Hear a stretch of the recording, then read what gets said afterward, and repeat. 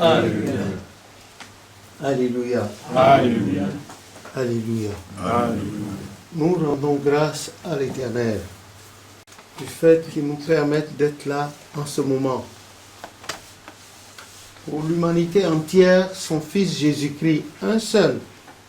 L'Éternel n'a pas eu besoin d'un bataillon. Dans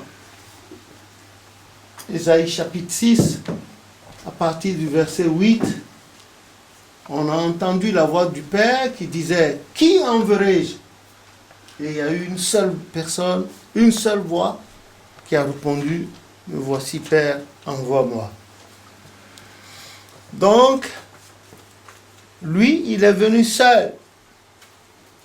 Si nous reprenons Philippiens 2, à partir du verset 3, il est venu seul. Et quand il est venu, il a eu besoin de 12 apôtres pour faire son travail, sa mission, qui a duré presque 3 ans et demi.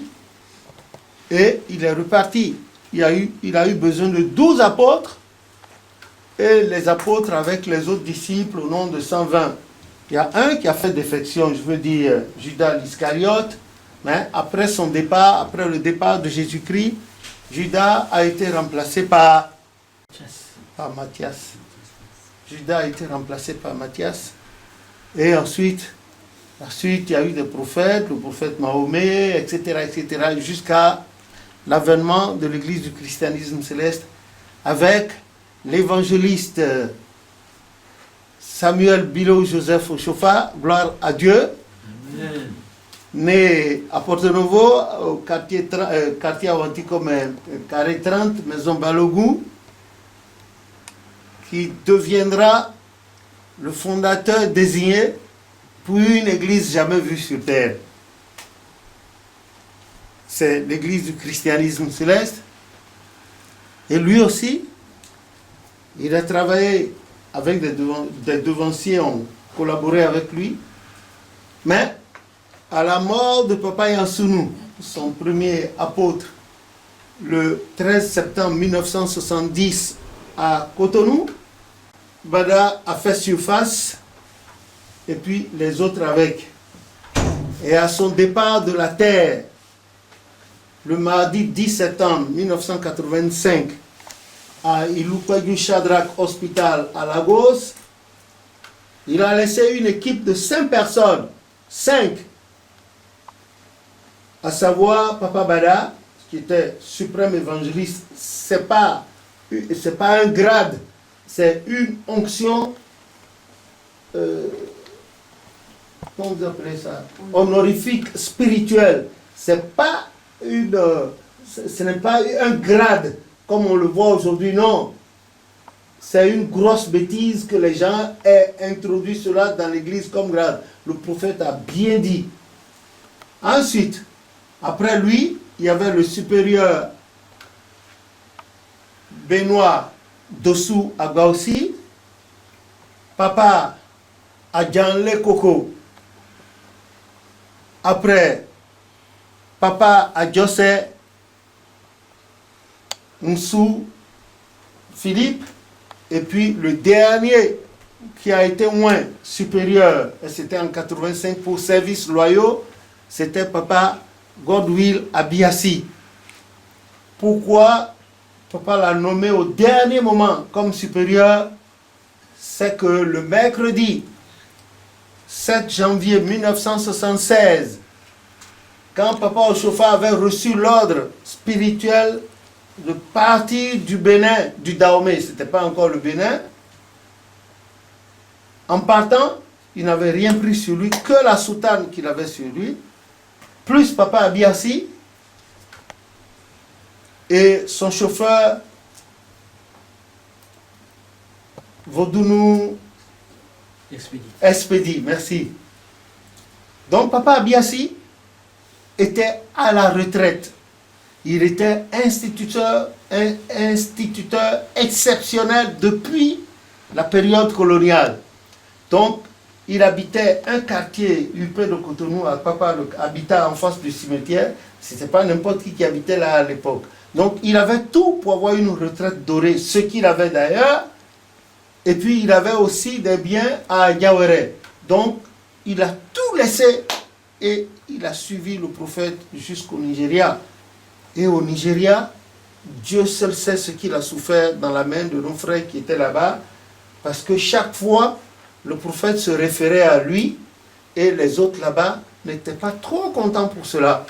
Le prophète a vu tout ça. Comme c'était un homme de Dieu, il a nommé le dernier supérieur de sa vie avant qu'il ne quittât. Donc ça fait un suprême évangéliste. Et ce n'est pas un grade, c'est une nomination honorifique spirituelle de distinction. Il a nommé, et puis 4 supérieurs. Papa Gianeko étant le chef de diocèse de l'église au Nigeria, le Papa Bada, qui était le doyen de tout le corps des moines de l'église, le préfet, je peux dire. Hein? Alors, Papa Adiosé, qui représentait l'église outre-mer dans les Amériques et les Caraïbes. Papa Agba aussi, qui représentait le prophète au niveau du Bénin. Et Papa Biassi étant le secrétaire particulier francophone de Papa Oshofa. Voilà l'équipe que Papa Oshofa a laissée pour liquider les affaires courantes de l'église après son départ dans la prière, jusqu'à ce que nous recevions de Dieu la promesse qu'il nous a faite en la personne de celui-là qui viendra succéder à Papa Oshofa, comme la prophétie du 8 octobre 47 par la bouche de maman Marie Zevounou l'a dite. Voilà ce qui s'est passé. Donc, si j'ai dû faire un peu ce bac-là, flashback, c'est juste pour parler du nombre qui est là en ce moment. Dieu n'a pas besoin du grand nombre ni du petit nombre. Mais le nombre qui est là, qui est efficace, qui porte la parole de Dieu, c'est ce qui compte pour notre Dieu, notre Créateur. Voilà. Et c'est pour cela que j'ai fait ce flashback, que le nom de l'Éternel soit béni. Amen. Donc, il y a une espèce de rencontre qui est née, que nous avons baptisée rencontre interparoissiale. Et la dernière fois, la femme de Papa Toutouakou nous disait, il ne fallait pas mettre du temps dans ces rencontres. Il ne faut pas mettre du temps entre une première rencontre et une deuxième. Elle dit plutôt de multiplier les rencontres, de ne pas espacer. Et spontanément, nous avons parlé de chaque 2 semaines. Donc il y a 2 semaines, on était de l'autre côté. C'est ça. Donc voilà la deuxième semaine. Peut-être que dans 2 semaines encore, si Dieu nous le permet, on sera ailleurs, ou bien là-bas sera rétabli déjà. Et puis, ça va être fait. Parce que c'est intéressant, ce que nous faisons avant-hier. J'étais à Saint-Lazare, sur le quai numéro 18. J'ai accompagné quelqu'un. On attendait quelqu'un qui devait le chercher aussi. Et puis, il y a un jeune homme d'un certain âge qui est sorti. Il descendait d'un train de grande ligne. Et dès qu'il nous a vus, il est allé droit vers nous. Moi, je ne le connais pas, il était en costume. Il a salué le devancier qui était avec moi. Il m'a salué, il a appelé le nom du devancier. Et moi, il a dit, c'est Papa Lévi. J'ai toutes vos vidéos, on vous suit. J'ai dit, mais il ne faut pas garder pour vous ça. Il dit justement que lui, il invite des gens pour voir ça avec lui. Et que ce qu'il apprend, il n'en avait jamais entendu parler de l'église. Il a demandé un numéro de téléphone. Je lui ai donné un numéro de maman. Et il est parti. Il a dit courage. Et pourvu que les gens écoutent. C'est notre souhait. Que ceux qui veulent rendre ce truc en étant terrain propice pour répandre ce que Papa Oshofa a laissé et ce que c'est que l'église du christianisme céleste, qu'il participe et qu'elle participe à cela, parce que je vous assure, c'est horrible ce qui se passe dans l'église et les gens ont tendance plutôt à légitimer cela parce que c'est né du mensonge. Et ceux qui viennent à l'église ces dernières années ou qui viendront ne verront que cela sur leur chemin. Voilà le problème. Et c'est ce qui fait un peu notre crainte, que les gens partent sur de fausses bases pour dire demain c'est ainsi qu'est l'Église. Non, ainsi n'est pas l'Église. Comme eux, ils conçoivent ça aujourd'hui avec des onctions, des grades impossibles, avec un enseignement tossardé. Ce n'est pas ce que le fondateur de l'Église du christianisme céleste a dit. Dieu nous a permis d'être nés déjà dans ces temps-là, d'avoir été éduqués pour cela, et peut-être aussi mourir pour. Donc, pendant que le Seigneur nous permet d'être encore vivants, nous ne pouvons pas accepter et nous ne nous tairons jamais. Ils peuvent être nombreux, comme le sable des plages, mais un seul grain de ce sable des plages-là suffit pour témoigner de la grandeur de l'Éternel, puisque c'est le même Éternel qui a dit, et si vous, les hommes, refusez de m'adorer ou bien de me louer, je vais susciter de ces pierres des voix pour me louer. Donc, nous supplions le Seigneur Dieu de Papa Oshofa de susciter des gens dont les cœurs seront disposés à rechercher la vérité. J'ai peur d'une chose. Nous avons eu la chance d'aller jusqu'au CNRS par l'entremise de Papa Baguidi et de sa femme par leur relation. Et encore, qui plus est, nous avons eu des photos, on ne pouvait pas tout prendre. Ils m'ont donné une autorisation, le papa là, Papa Rouget, le vieux, m'a donné une autorisation écrite pour faire certaines publications. Et c'est des gens qui ont fait de la documentation sur l'église du christianisme céleste. Il n'y a pas que seul, il y a d'autres personnes. Si les gens changent les choses dans l'église et mentent au nom de Papa Oshofa pour être bien vu aujourd'hui par les fidèles, il arrivera un moment où ces grandes institutions vont sortir la documentation qu'ils ont faite sur l'église depuis ces années, où ceux-là, qui se font passer pour les grands devanciers, la mémoire de l'église aujourd'hui, n'étaient peut-être pas encore nés, ou n'étaient pas encore chrétiens célestes. Ces blancs vont nous sortir cette documentation. Qu'est-ce qu'ils vont faire alors?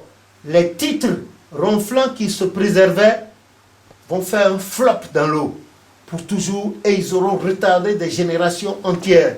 Justement, c'est ce contre lequel nous nous insurgeons et nous supplions l'Éternel Dieu de faire un petit geste en notre direction pour rehausser ses œuvres, parce que nous en avons marre d'être traités de menteurs.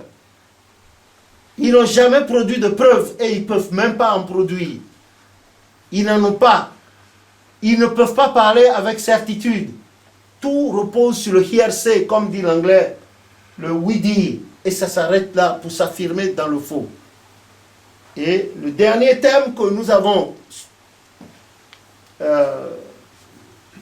qui a été le sujet de débat de la dernière fois, avant-dernière fois, la dernière fois, c'est la discipline qu'on avait proposée. La discipline dans l'Église, en particulier dans la chorale. Et nous avions prévu ce jour-là de montrer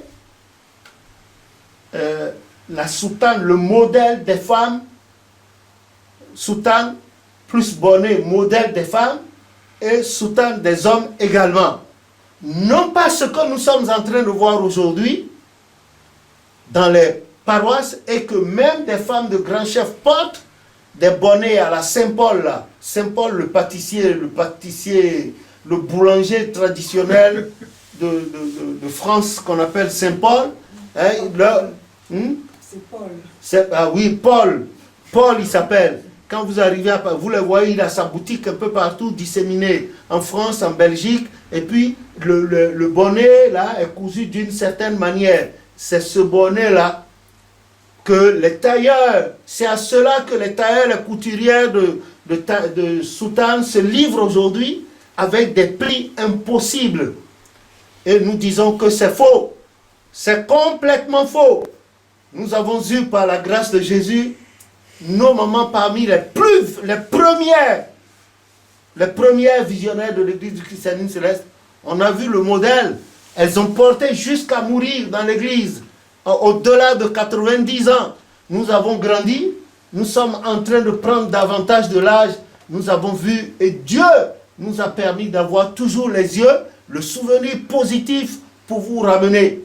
que vos devanciers le veuillent ou non, un jour, vous retournerez là pour voir. Et on a parlé de discipline. C'est à cet effet que je vais vous montrer, par exemple, le modèle de soutane de la femme dans l'église du christianisme céleste.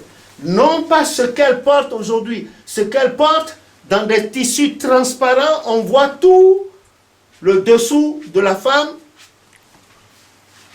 On voit tout le dessous de la femme, tout son sous-vêtement dans l'église. Voilà, regardez bien, c'est pas des plis, c'est des fronces. Voilà le bonnet. Regardez, c'est pas des plis, c'est des fronces.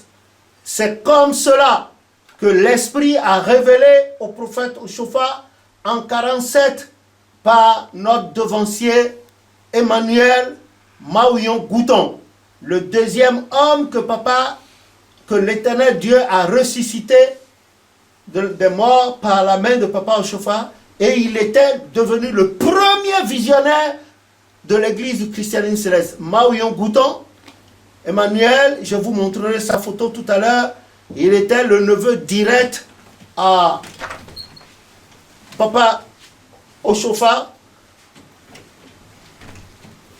Il était l'enfant unique de sa grande sœur unique.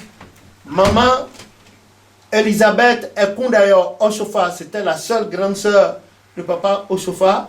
Avant qu'on ne finisse la séance, on vous montrera sa photo. La photo. Voilà le bonnet.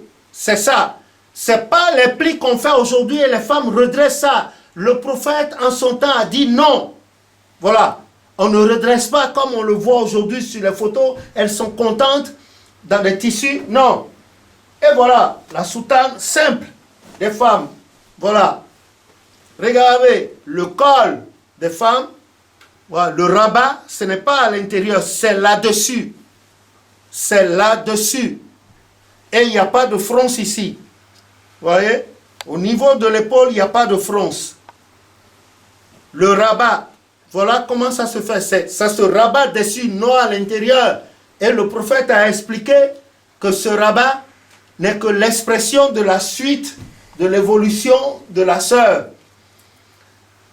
Elle dit, quand elle va évoluer, ce rabat, le bout là, c'est ça qui deviendra la pèlerine, leur pèlerine dessus.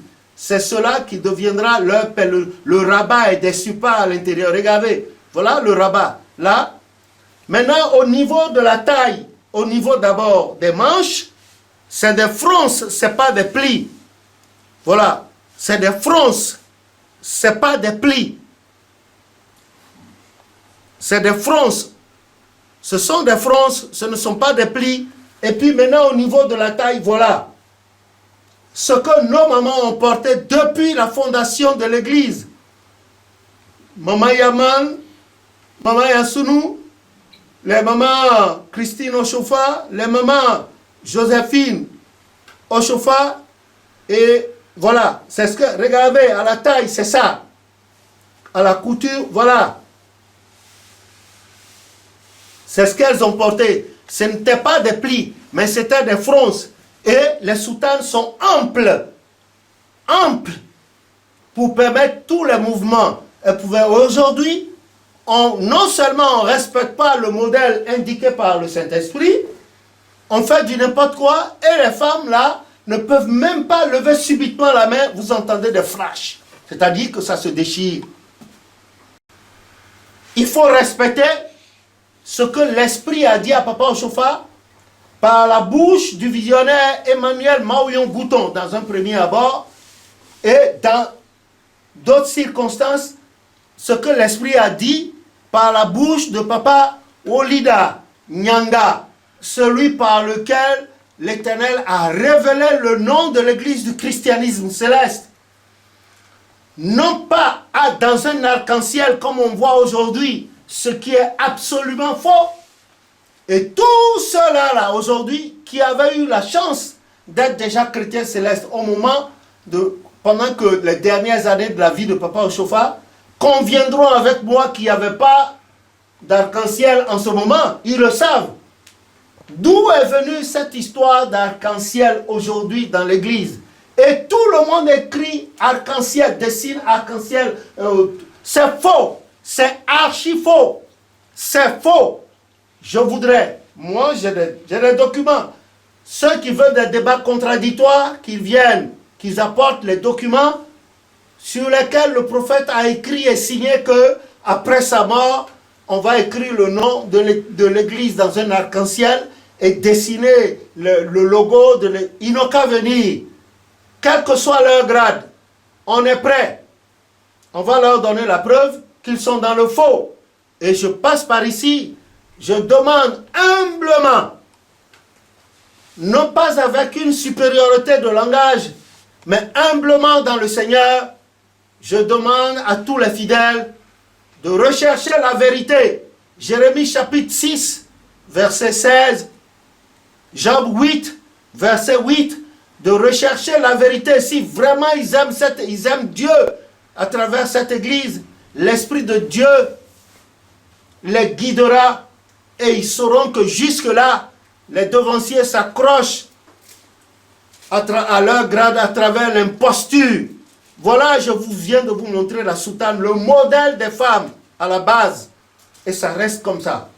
Pour les hommes, aujourd'hui, on voit des manches étriquées, très étriquées, et on ne comprend pas d'où c'est venu. Les gens appellent ça Djangung. Moi, je dis c'est de l'indiscipline et c'est du mensonge caractériel. Attention, le jugement viendra. Je lance un avertissement solennel